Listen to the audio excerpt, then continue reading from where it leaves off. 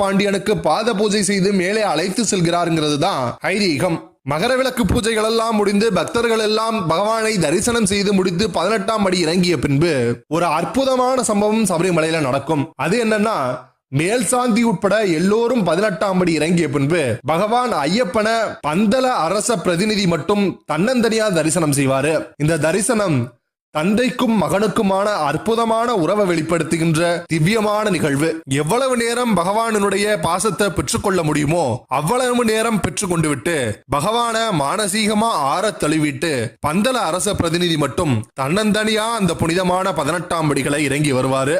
இதற்கு பின்னால பகவானுடைய திவ்யமான திருமேலி மேல திருநீர் கொட்டப்பட்டு தெய்வாதீனம் பொருந்திய பொற்கரங்கள்ல ருத்ராட்சமாலையும் தண்டையும் ஏந்தி பகவான் நம்முடைய நலனுக்காக ஆழ்ந்த தியானம் இருக்க துவங்குவாரு. பகவான தரிசனம் செஞ்ச ஒவ்வொரு பக்தருக்கும் நிச்சயம் தெரியும், அது வெறும்